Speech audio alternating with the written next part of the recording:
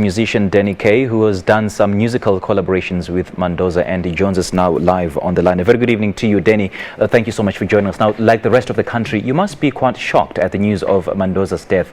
How do you feel about it?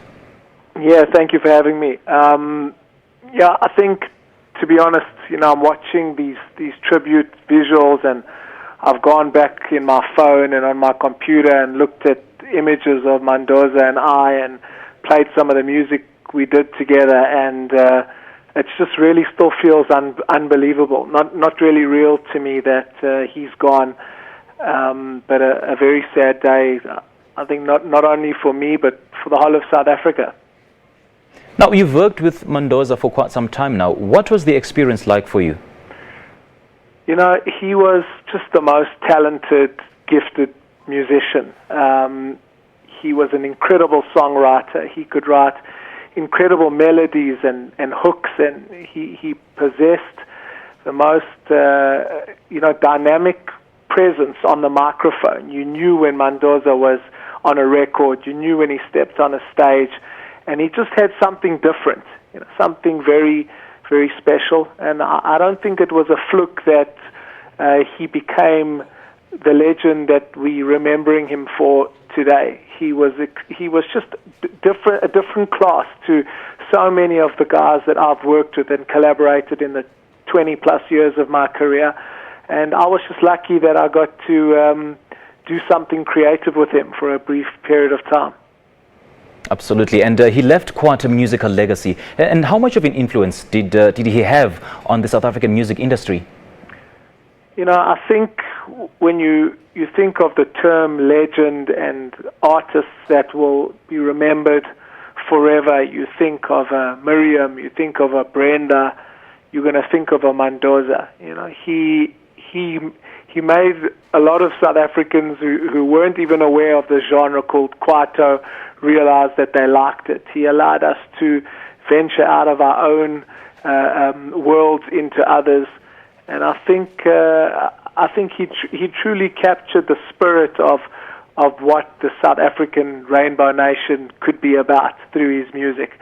And as a musician, that is the hardest thing to do. Most musicians can only succeed in one sort of area. He crossed boundaries and that shouldn't have been crossed, and that's what made him so special. Now, Danny, in recent years, we've seen the emergence of various genres of music, and in the process of overshadowing Kwaito music, and Mandoza being one of the pioneers of that genre, do you think this could be the death of Kwaito music? Well, he certainly was the king of it.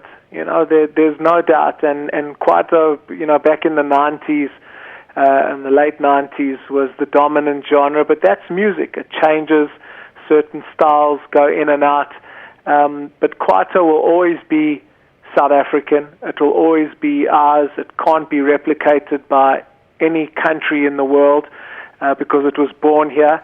And because of that, I don't think it will ever leave. I just think, the world of music goes through ebbs and flows of different spaces. Hip-hop's really big right now. But the presence of it will certainly return. And when you think of Kwaito, the first name you're going to think of is Mandoza. Absolutely. Now, speaking of the music genres, and do you think most South Africans will still embrace such a genre with the emergence, of course, of different genres of music? Yeah, I mean, look, you can still play a lot of Mandoza's music today, and it goes down. It stands the test of time, and just like fashion, things come back in fashion and go back in fashion.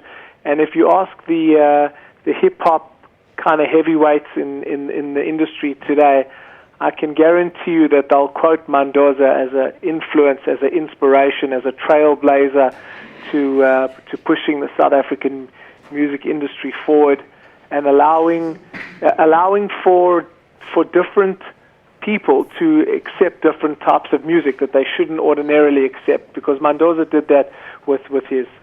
Quite a trailblazer he was indeed, I do agree with you. And any fond moments that you'd like to share with us? Mandoza and I, we spent 2 years touring the world and South Africa together. We recorded an entire album. We had amazing experiences. I think my funniest memory of Mandoza was in London before a big showcase of what the South African music industry was about to a whole bunch of very posh, experienced British music heavyweights, and I was very nervous and very keen to do an excellent job. And MC announced next up on stage is Danny K and Mandoza, and my heart was racing, and I turned and I looked at Mandoza, and he was fast asleep on a chair backstage, fast asleep, and that was him. He was too cool to let anything get him stressed out or disturb him. He was a superstar. Yeah, that's one of the many things that South Africans will remember him for, the humor that he exuberated. Danny, thank you so much for your time. Thank you. All right, that was musician Danny K speaking to us live on the line from Johannesburg.